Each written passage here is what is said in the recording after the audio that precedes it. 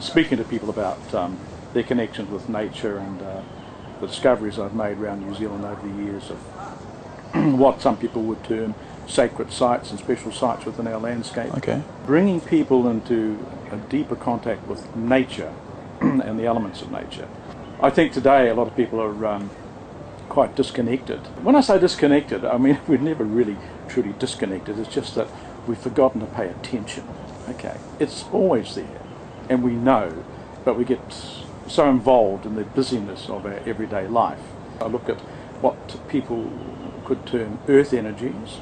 Some people call them ley lines, and these are elusive flows beneath the surface of New Zealand and also of the whole planet. Physicists have put forward the theory now that these flows beneath the surface are actually two-way, and they're flows of information. So this is quite interesting, because in the past they were looked upon as flows of energy.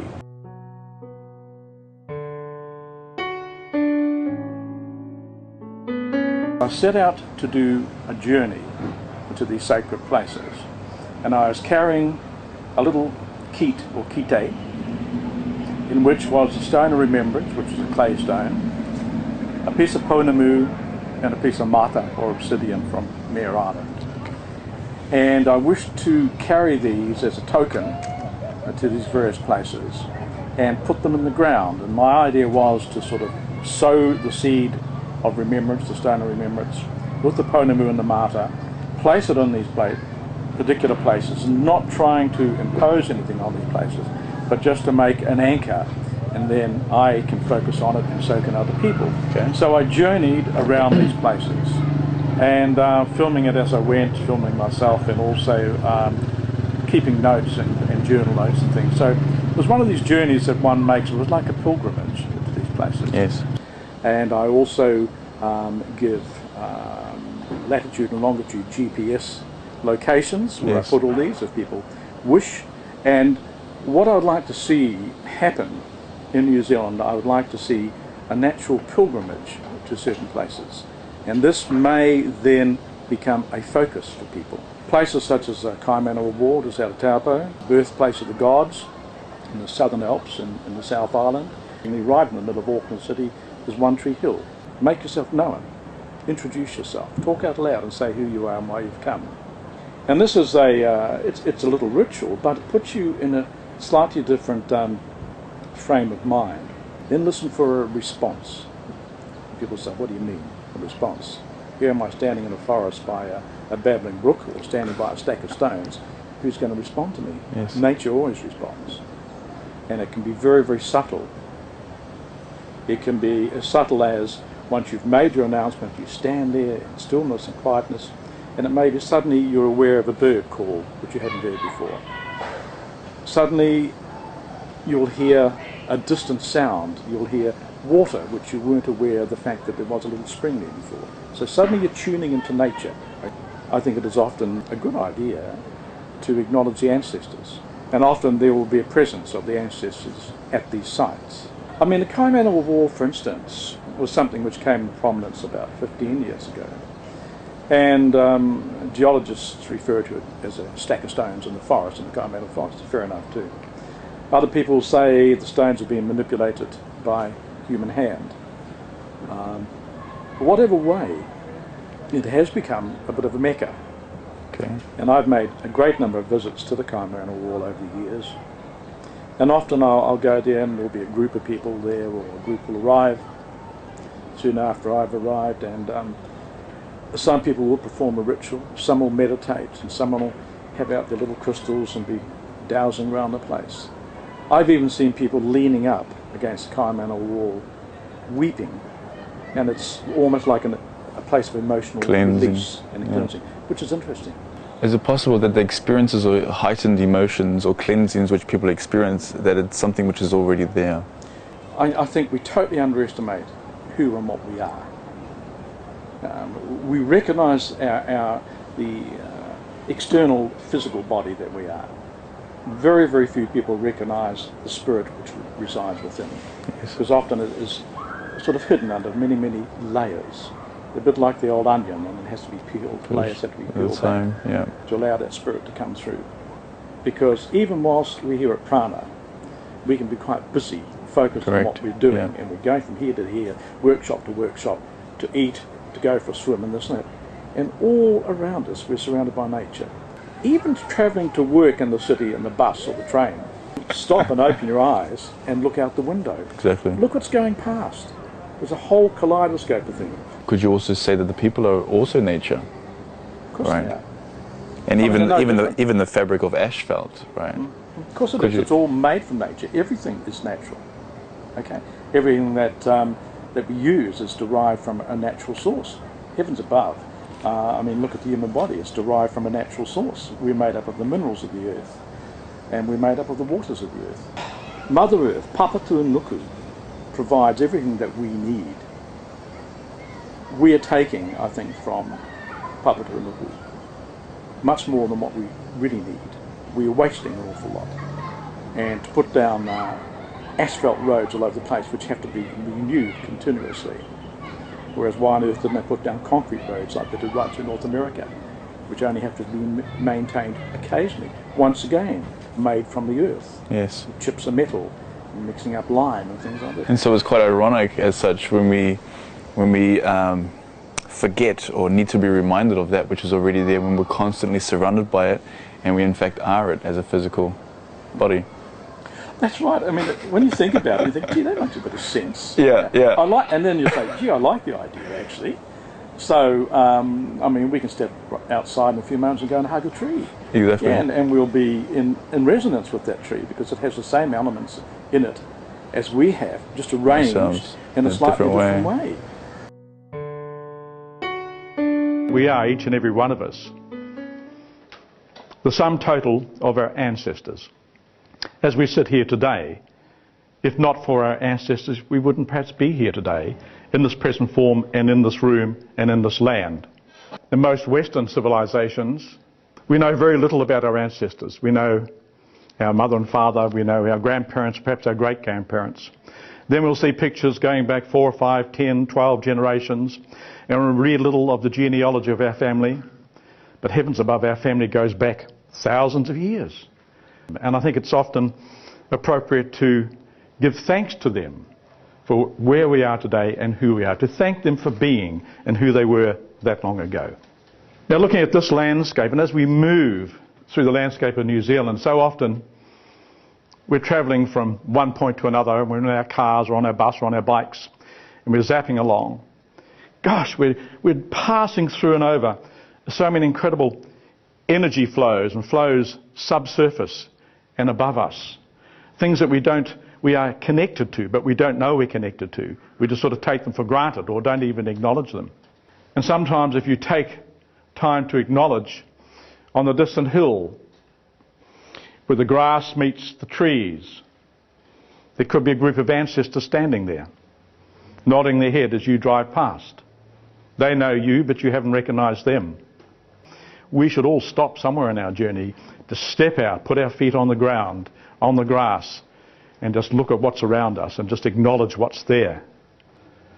I find it quite useful for myself going into a natural area or an area for the first time is just to acknowledge everything that's there. And I do this repeatedly at home. I live on the edge of a forest in the Bay of Plenty. And every time I go down there, which is a couple of times a day on some occasions, I stop and I just introduce myself and say, hello, here I am again. And I acknowledge the ancestors of the land, their spirits are there. I acknowledge the nature spirits. I acknowledge the Patupaherehi, the elementals, everything that is unseen but is there, the trees, the birds, the insects, and very, very importantly, the waters. I'll just recount something here for you, and this was shared with me by my friend and clay worker, Mike O'Donnell. He's the kaitiaki of the waters of Hauraki, and he lives at Pairoa. And we're sitting chatting one day by Tarariki, his little stream which flows through his place. And we started to talk about the medicine in the waters. So the story goes that when the rains come, and they fall on our land. The first thing they fall on is everything growing within the landscape. Every tree, every blade of grass. And the waters, as they come down, pick up the rongo-rongo, or the medicine of those plants. And they're taking the medicine down into the land. And particularly in this land, and this is why I love to talk about New Zealand so much. Our rivers flow into the most sacred ocean into the world. They flow into the ocean known by the elders as the Tapu Ocean. The Pacific Ocean is the Tapu Ocean. All other oceans in the world are Noa. And so, these life-giving, healing waters flowing off our land flow into the Tapu Ocean, thereby feeding the medicine of the land into the waters. This goes on right around the rim of the Pacific. And this is why it's so important that we try and do what we can to turn people back from felling our forests and things like this, because the planet needs the medicine which is carried by the rain into the soil and into the rivers and into the seas. But it doesn't end there, because the waters are taking on the energies of this medicine which flows from the land. And then Tangaroa, the god of the sea, will respond to a call from Papatuanuku.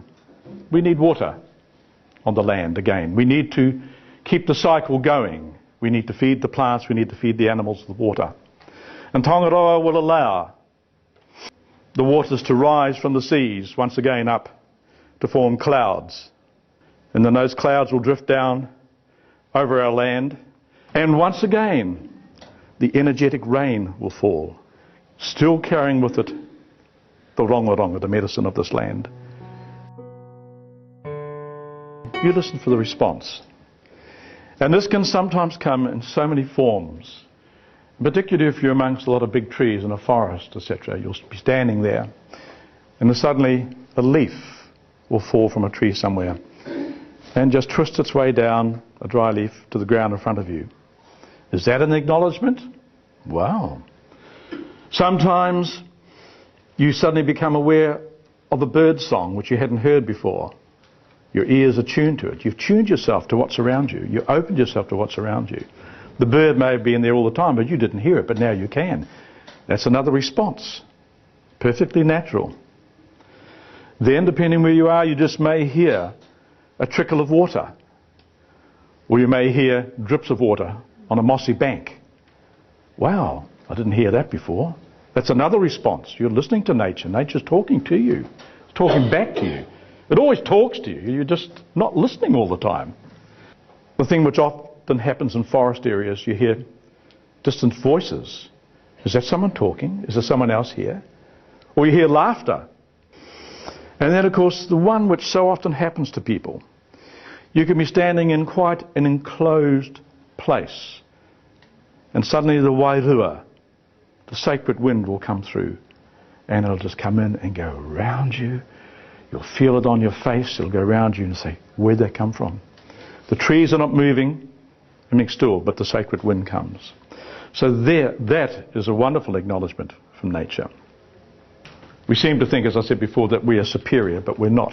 We're quite equal. It's just that we have certain things we can do that nature cannot do, or the other elements of nature cannot do. And of course, so we think we are superior. We're not. And this is what's happening to the planet today, and this is why we can get upset about it, and this is why we can join a cause, and we can save the forests and try and save and preserve the ecology. I think this is all well worthwhile to do, and it's a good thing to put your energy into it. So in recent times, about 3 years ago, I started to make a journey around New Zealand to revisit places I'd visited in the previous 12 years. And these are places that I'd gone to repeatedly, and they may be called sacred places. I like to call them places of significance in our landscape, places which are special. There's a special energy about them, or special location. And these places started to emerge for me probably about 12 years ago, when we were doing real sort of history and archaeological work around New Zealand, trying to find who was here way back 1,000, 2,000, 3,000, 4,000 years ago.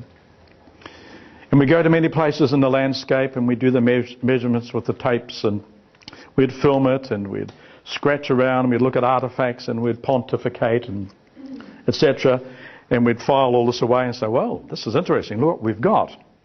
But then I found myself personally, and then others latterly or later, wanting to go back to these places again. And I sort of was questioning myself, well, there's a lovely view here, but I've done the work, the physical work. What is it? And then I started to realize that these places were calling to me, just in my own way. They came into my thoughts. And I thought, wow, I've got to go back there because I liked it there. I liked the view, I liked the trees, I liked the water, I liked the stones. And so I started to go back repeatedly. And I found that what was drawing me back was nothing you could really see on the surface. It wasn't the ancient building site, it wasn't the standing stone. It wasn't a magnificent view, and it wasn't the waterfall there. It was what was there embedded in the land. It was calling me. There was an energy there which took me back. So when we travelled with Hamish Miller, we went to 18 of these places throughout the North and South Island over 3 years to dowse them and see what came out, what gave them their special nature, what was below the surface. And of course, with that emerged the most amazing patterns which came out. They're almost like mini crop circles appeared when he went round with his dowsing rod, and we saw the shapes which were coming out. I'm a great believer in synchronicity. Nothing happens per chance. And when people come into your life, it's for a particular reason at that moment. And it's a wonderful thing to actually practice an openness like this as you journey, even just in your daily journey to and from work, or in your leisure time to and from the sports centre. Encounters can occur from person to person. You can be in the petrol station pumping your petrol. Someone next to you, the next aisle, you eyeball them. You might nod, you might say hello. But sometimes it can go even further. There's almost sometimes a recognition. You've all experienced this. There's a recognition. I know this person, and that person knows you. You don't know from where or how, but there's a connection there. And then sometimes a conversation will follow. And this can be the most enlightening thing. You may only exchange words for 2 or 3 minutes. A chance meeting. Is it chance? They've gone, you've gone. Likewise, going down the road, and I just love to do this. You walk into the corner dairy, and nowadays we have a lot of people who have recently come to live in this land, and this is their business, and this is their home, and this is where their family works. And so often you go in there, and some people are incredibly open and very friendly, and others are still quite reserved. They haven't sort of got the Kiwi thing yet. And it's so wonderful to actually, once you've done the money exchange, which is so quickly and expertly done, with a thank you and have a good day, stop and then talk. And so often the person will look at you, their face will light up, and suddenly think, someone stopped to talk to me. And we're talking about something, just the weather or anything. But this contact between you and that person is so important. So many of us today are like little light bearers or candle bearers. We've actually lit our candle, we're on our path, we've got an idea where we're going, we're still perhaps a little unsure and we've got to have confirmation or we have to seek more advice, but the fact we've even lit the candle is very interesting. Because in doing this, each and every one of us then becomes a light bearer, even though it may be a small light and it may flicker in the breeze and the wind of change. But we all have a duty because we are light bearers. Each and every one of us has a degree of understanding what this is all about. But I feel it's beholden on us to share with everyone we can as much as we already know, because in sharing and talking about these things, we're going to be able to expand our knowledge. These times are so challenging for so many people in so many ways. I mean, the last 100 years, the most incredible development of technology. We can fly here, we can go there, we can travel into outer space. Well, what's happening to the coyote tree and what's happening to all sorts of things all around the world on an ecological basis is just part of the natural cycle of the planet. Now, talking about cowries, in the far north, where we know the cowries grow today, and they've grown traditionally for thousands of years, if you dig down below the ancient peat swamps up there on certain farms, and this has become quite a mining project, people are recovering what they call swamp cowrie. Now, as they go down many, many metres, and sometimes 15, 20, 30 metres down of the old swamps, they're digging up cowrie logs. Now, some of these cowrie logs, the forest fell over or was felled 35,000 years ago. And above that, there are other layers of cowrie, right up to 3,000 years ago. And what the experts have ascertained with the coyote, that over a period of time there have been cataclysmic events which have completely wiped out coyote in most places in Northland, ranging from massive, massive storms coming in from the Tasman, because in one layer of cowrie, all the trees are laying the same way. They're pointing inland. All the roots are being tipped up. Right. Other layers, the timber's completely jumbled and twisted and broken, result of a tsunami. So, you know, when these things happen in our sphere, and particularly with our coyote tree, and in our lifetime, you know, we are taking a lot of notice of this, but we've just got to look back at what's happened in other cycles on the planet. The planet is, well, like we're evolving, as human beings are still evolving, the planet's still evolving. Papatuanuku's on the move the whole time. Why do you think we have earthquakes? Why do you think we have tsunamis? Why do you think we have volcanic activity? The planet is moving and growing and flexing. So I can't say why the kauri trees at this stage are dying. We know the cause of them dying back. And all I'm doing on my place is planting more kauris and hope that they'll survive in the Bay of Plenty. But it's a cyclic thing, I think, as far as all life on this planet goes. There's only one place I could really say. That is Castle Hill in the South Island. It's one and a half hours or so out of Christchurch, between Arthur's Pass and Porter's Pass. It's a very ancient site. It was a sacred site to the Waitaha people who were here before Māori came. And when the Waitaha arrived there were the stone people living there. There have been people there for a long time. Now, it is known as the Kohanga. It was a place of teaching. So it's a big nest of limestone, which has been upthrust in the middle of the Alps. It's just a unique feature. The ancient seabed has been thrust up there, and so you've got this big wide valley with these features, but then you have the place they call Castle Hill, and so this is where the Kohanga was. This is the place of the star walkers. This is the place of the navigators in the ancient stories. And this is the birthplace of the gods. Now this goes way back. What went on there a long time ago that made people name it the birthplace of the gods? So it is very significant. The energies which flow through and around there, Hamish Miller said in one particular place, he's never detected anything like this anywhere else in the whole world after years of dowsing. So Castle Hill, remember that?